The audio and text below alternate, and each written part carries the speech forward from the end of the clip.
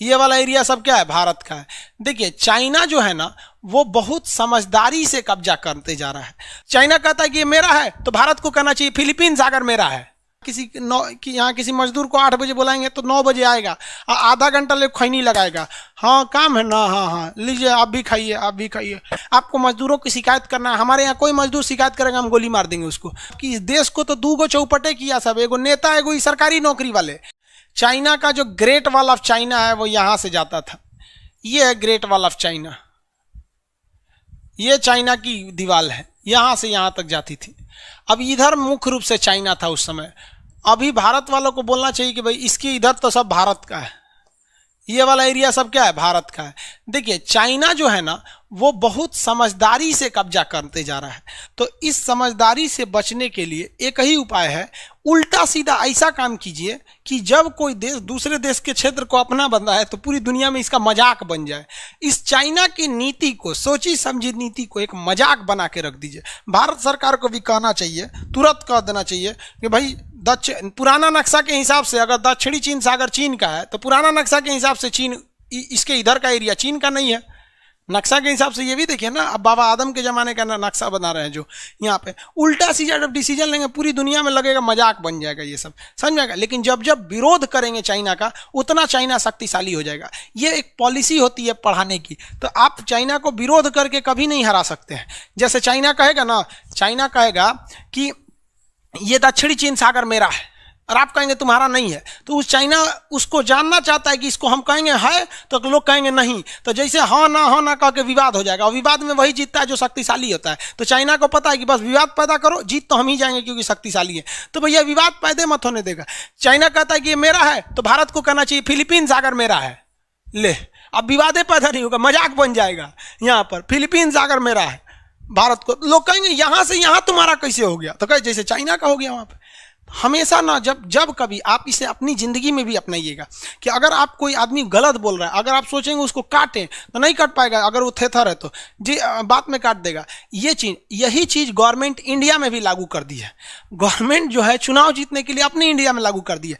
GDP भाड़ में गया, लेकिन अगर न्यूज चैनल पे आप कभी भी कह देंगे, सरकार का कोई भी व्यक्ति आप नहीं देखेंगे कि आके इस बात को स्वीकार कर रहा हो कि जीडीपी गड़बड़ है। वो यही चाहता है चाइना की नीति पे आके, मीडिया में आके, कि जीडीपी विवाद हो जाए। अब विवाद हो जाएगा तो सरकार के प्रवक्ता इतने पढ़े लिखे हैं कि जीत जाएंगे। और ये जो विरोध वाले हैं इस साले गधा घोंचू हैं सब, इन सबको डिबेट भी करने नहीं आता है। अरे कम से कम क्लास कर ले तब तोरा बता देंगे कि विवाद अगर नहीं सुलझ रहा है तो उसे उस विवाद ना बना के मजाक बना दो। अगर सरकार का कोई प्रवक्ता जैसे संबित पात्र आके कहते हैं जीडीपी गड़बड़ क्या है, तो ये नहीं बोलो कि गड़बड़ है। सब ने तो बोलने लगता है हाँ जीडीपी गड़बड़ नहीं है, चाइना से आगे हम लोग की जीडीपी है, अमेरिका से भी आगे हैं हम लोग। ले अब वो कहेंगे कि अमेरिका से आगे हैं, नहीं, हम लोग ब्रिटेन से आगे निकल गए, कोई नूर हीरा वापस आ गया। आप बता दीजिए वापस आ गया। तो जब कभी भी जब कोई थेथराई करता है ना तो आप उस विवाद में मत उलझिए, उसको मजाक बना दीजिए।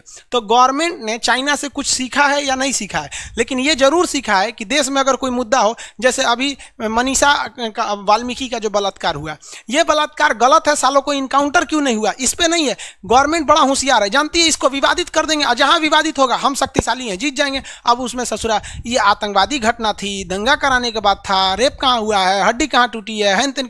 अरे भैया विपक्ष भी बकलोल है, विपक्ष को भी कहना चाहिए कि वाल्मीकि रेप कहाँ हुआ है, वो ऐसे मर गई है, सुसाइड कर ली होगी, हेन तेन अजीब कर दो ताकि उलझ जाए। तो ये चाइना की पॉलिसी है कि किसी भी चीज को पहले विवादित करो, जब पूरी दुनिया विवादित हो जाएगी तो हम शक्तिशाली हैं, जीत जाएंगे। तो ये चाइना यही कहता है। इसका एक उपाय है, ससुरा उसके विवाद को ना मजाक बना दो। लो तो ये है आपका चीन की दीवार। अभी नहीं दिखता, चीन की दीवार अभी भी है, टूरिस्ट के लिए हो गया चीन की दीवार। आगे बढ़े। चीन में कुछ नदियां हैं सब जो बहुत बड़ी बड़ी नदियां हैं। एक नदी का नाम है हुआंगहो नदी, हालांकि इससे भी भयानक नदी है, एक नाम है जिसका यांगटी सिकियांग नदी। चाइना की एक और महत्वपूर्ण नदी है जिसका नाम है मेकांग नदी। कौन सी नदी? मेकांग नदी। ऐसे यहाँ 3 नदियां हैं, उसी तरह इस डायरेक्शन में भी 3 नदियां हैं। इस डायरेक्शन में अगर देखेंगे तो 3 नदियां। यहाँ एक झील है जिसका नाम है मानसरोवर झील। शंकर जी यहीं कैलाश पर्वत पर थे। मजाल किसी का कह दे कि चाइना हम शंकर जी का कैलाश पर्वत लेकर आएंगे, पूरी दुनिया को पता है कि शंकर जी किस पर्वत पर रहते थे, कैलाश पर्वत पर, मानसरोवर में।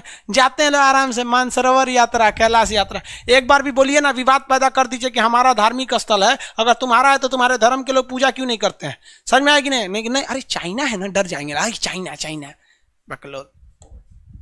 यहाँ मानसरोवर झील है, यहाँ से 3 नदियां निकलती हैं, एक सिंधु, एक सतलज और एक ब्रह्मपुत्र। सिंधु सतलज जाके आपस में एक में मिल जाती है। एशिया में जितनी बड़ी नदियां हैं सब चाइना से निकलती हैं। चाइना अगर सारी नदियों पे चाइना ने बांध बना के रख दिया है। अगर 6 महीने तक बांध के पानी को रोक के अचानक फाटक खोल देगा ना, तो पूरे देश में बाढ़ आ जाएगा। पूरे एरिया में क्या आ सकता है? बाढ़ आ सकता है। चाइना ने क्या किया, इतना डेवलप कैसे हो गया? चाइना ने ओपन मार्केट पॉलिसी अपनाया। पूरी दुनिया के लोगों से कहा कि देखो, आप लैपटॉप बनाते हो, कुछ भी बनाते तो एक ही देश में हो, बेचते हो हर जगह। अगर तुम जाओगे अमेरिका में, तो अमेरिका में एक लेबर का जो एक दिन का खर्च है वो 2000 रुपया है। अमेरिका का लेबर रहेगा तो एक दिन में 2000 रुपया लेगा। चाइना कहता है हमारे यहाँ आओ, हम एक लेबर तुमको 200 रुपया में दे देंगे। 200 रुपया एक दिन का देना लेबर दे देंगे। तो कंपनियों ने देखा कि चलो हम अमेरिका में प्लांट डालेंगे तो लेबर खर्चा एक दिन का 2000 है, उतना 2000 में तो हम 10 गो लेबर चाइना में रख देंगे। और चाइना ने ऑप्शन दिया है कि अगर कोई लेबर काम ठीक से नहीं करता है ना, आप एक बार रिपोर्ट दीजिए, मोकरा भगा के दूसरा भेज देंगे। तो चाइना का हर आदमी पंक्चुअल है टाइम से, और हिंदुस्तान का कोई आदमी पंक्चुअल नहीं है। सरकारी नौकरी वाले इतना ज़्यादा कोढ़िया किया है साहब कि इस देश को तो 2 गो चौपटे किया सब, एगो नेता एगो ही सरकारी नौकरी वाले। और जब सरकारी नौकरी को प्राइवेट करेंगे मोदी जी ना, तो सब प्राइवेट वाला चिल्लाएगा सब सरकारी वाला कि हमको प्राइवेट कर रहा है। अरे तू करता क्या है? तुमको एगो सैलरी चाहिए, उस पे से घूस चाहिए, और नहीं तो काम अटका देंगे सब। उल्टा से एगो पेपर अटक गया, कोई दिक्कत नहीं। आपको अगर एग्जांपल देखना है तो स्टेट बैंक में आप खाता खुलवाइए, देखिए नानी मर जाएगी खाता खुलवाते खुलवाते, और जाके एचडीएफसी या किसी प्राइवेट बैंक में खाता खुलवाइए। उसको कुछ नहीं, बस अपना आधार कार्ड फोटो दे दीजिए, घरे आके खाता खोल देगा। लेकिन वो नहीं खोलते हैं सर। जब यही मोदी जी कहेंगे कि एसबीआई को प्राइवेट कर देते हैं, तो एसबीआई वाला चिल्लाएंगे सर काहे प्राइवेट कर रहे हो? अरे भैया तुम्हारे वजह से जनता प्राइवेट है।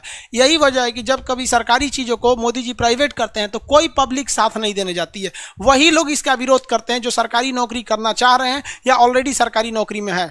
आप लोग को भी कहते हैं जिस दिन जॉब लगेगा ना, आप लोग खुद बचा सकते हैं। ऐसा काम कीजिएगा कि लोग कहें कि नहीं सरकारी तो अच्छा है, काहे लिए इसको प्राइवेट कर रहे हैं लोग। लेकिन जनता का, मोदी जी इसको पकड़ लिए हैं कि जनता का समर्थन नहीं है सरकारी वालों को। एक बार नौकरी मिल गया कौन पूछता है काम को। चाइना में ऐसा नहीं है। चाइना में अगर आप काम नहीं करेंगे अच्छा से तो भगा देगा आपको, आप खटते रहिए। तो देखा गया कि वहाँ चाइना में डिसिप्लिन बहुत ज़्यादा है। अगर वहाँ किसी वर्कर को बुला दिए 8 बजे तो वो 8 बजे आएगा। यहाँ किसी मजदूर को 8 बजे बुलाएंगे तो 9 बजे आएगा, आधा घंटा ले खैनी लगाएगा। हाँ काम है ना, हाँ लीजिए आप भी खाइए, हाँ 9 बजे। साला जब वो आएगा ना तो उसको अपना टाइमिंग नहीं दिखेगा कि हम 8 बजे की जगह 10 बजे आ रहे हैं। और जब उसको जाना होगा 5 बजे ना, तो 4 बजे से कपड़ा वपड़ा हाथ धोना तैयार करें, मतलब उसको जाने का टाइम वह दिखेगा, आने का नहीं दिखेगा। तो हर जगह यही चीज़ें चाइना ने कंट्रोल किया जो दुनिया में अन्य जगहों पर हो रही थी। पूरी दुनिया के लोगों को कहा कि देखिए आपके यहाँ मजदूरों की ये समस्या है, ये है, आपको मजदूरों की शिकायत करना है। हमारे यहाँ कोई मजदूर शिकायत करेगा हम गोली मार देंगे उसको। वहाँ 10-15 को मजदूर को गोली मारा, बाकी कोनो मजदूर शिकायतें नहीं करता, आएगा टाइम से काम करके टाइम से चल जाएगा। यहाँ पर ये देखा विदेशी कंपनियों ने तो चाइना में चली गई। चाइना ने कहा कि आप टेंशन नहीं लीजिए, हम आपको सड़क देंगे, आपको कहीं जाम हम नहीं फंसेगा। हिंदुस्तान में अगर सुधा दूध वाला आ रहा है ट्रक लेके, जाम में फंस जाएगा उसका 3 घंटा, गांधी सेतु पुल पर उसका आधा दूध ट्रके में फट जाएगा वहाँ पे। यहाँ पे चाइना का ये सब समस्या नहीं है, हम आपको इकोसिस्टम देंगे, हम यहाँ पर 1 नंबर व्यवस्था देंगे। यहाँ कोई लेबर यूनियन नहीं होगा। हमारे यहाँ कोनो लेबर को कोई सस्पेंड कर दिया, हमारी मांगे पूरी करो, हड़ताल मारो, फैक्ट्री जला दो, ये कर दो, मारा चाइना धज्जी उड़ा के रख दिया। तो कहीं ना कहीं अपनी बर्बादी के लिए हम लोग भी जिम्मेदार बन जाते हैं। सरकारी कर्मचारी वाला उतना अच्छा से काम नहीं करते हैं। तो चाइना बहुत डेवलप कर गया, इतना इकोसिस्टम कर दिया कि पूरी दुनिया की कंपनी यहाँ आने लगी। अब सिंपल से समझिए ना, एप्पल कंपनी जो है सेम मोबाइल अगर कैलिफोर्निया में बनाती है और वही मोबाइल कोई चेंजिंग नहीं करके चाइना में बनवाती है, तो चाइना में लेबर कॉस्ट सस्ता होने की वजह से कैलिफोर्निया में बने मोबाइल में और इस मोबाइल में लगभग 20,000 का अंतर आ जाता है। तो कौन खरीदेगा? वही मोबाइल अगर कैलिफोर्निया का बना है तो 1 लाख में, और वही मोबाइल अगर चाइना का बना है तो 80,000 में। दोनों तो एप्पल है, दोनों में सारी चीज़ें सेम होती है, बस उसके अंदर क्या है, लेबर कॉस्ट ज़्यादा थोड़ा सस्ता है और लेबर फुल टाइम वर्क करके देते हैं और वो स्किल्ड लेबर देता है। ऐसा नहीं कि लेबर स्किल नहीं है, हमारे पास लेबर मल्टी टैलेंटेड है, स्किल्ड कोई नहीं है। हमारे यहाँ लेबर को कहेंगे पेंट मार दो, कहेगा हाँ पेंट मार देंगे, कहोगे ईंटा ढो तो ईंटा भी धो देगा, कहेगा गाड़ी चला लेते हो, हाँ साइकिल चला लेते हैं, हर काम में कर देगा। चाइना में ऐसा नहीं है, उसके यहाँ स्पेशलिस्ट हैं सब। अब बहुत बेहतरीन ढंग के स्पेशलिस्ट हैं। इस वजह से इंडस्ट्रियल हब बन गया चाइना, और उसके अंदर डिसिप्लिन भयानक है। एक बच्चा नीति, यानी चाइना में एक के बच्चा हो सकते हैं तो एक के, और हमारे यहाँ तो होने दो ससुरा, कोई दिक्कत नहीं है, पैदा करते रहो। महिलाओं ससुरा लोल हैं, ओकनियों के अच्छा लगता है 8-8 गो पैदा करना वहाँ पे। उसके बाद कहेंगे से बीमारी हो गई लो, हमारा यूटरस खराब हो गई, बच्चेदानी के ऑपरेशन करी लो। रे लोल कहीं का, तू फैक्ट्री बनैले तो का पूछेगा कोई यहाँ पर। लोल तो वो होती है सर ना, महिलाएं सब सीधे कह देंगी सर नहीं बच्चा होगा। कौन जानता है, पति गया ऑफिस में, एगो दवाई खा लो, बच्चा खत्म कहानी यहाँ पे ना। हमारा बाबू अपने मजा आता है इतना लेके ढोले में, तो क्या कहेंगे वहाँ पे, समझिए यहाँ ध्यान से। तो चाइना बहुत ज़्यादा स्ट्रिक्ट रूल होने की वजह से फॉलो हो गया, और हमारे यहाँ ऐसा नहीं। दूसरा, चाइना में चुनाव का झमेला नहीं है, वहाँ एक ही पार्टी है और 10 साल के लिए चुनाव होता है। हमारे यहाँ सबसे बड़ी समस्या कि एक बार चुनाव होगा प्रधानमंत्री का, और हर साल चुनाव होते रहेगा मुख्यमंत्री के लिए।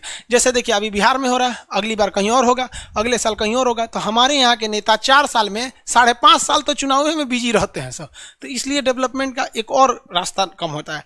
वरना अगर ऐसे देखिएगा तो चाइना के पास इतने ज़्यादा चैलेंजेस थे कि इतना पहाड़ है चाइना में, केवल 30% ज़मीन ही उसके पास रहने के लिए, लेकिन इसके बावजूद दुनिया में सबसे ज़्यादा अफीम, चायपत्ती, चावल, सब्जी, मतलब जितना चीज है सब में धीरे धीरे कौन आगे जा रहा है, चाइना जा रहा है। और हम लोग टुकुर टुकुर मुंह देख रहे हैं। नेतृत्व का भी कमी होती है, कुछ अपने स्ट्रक्चर में भी थोड़ा सा कमी है। आई होप इसको समझे होंगे आप लोग।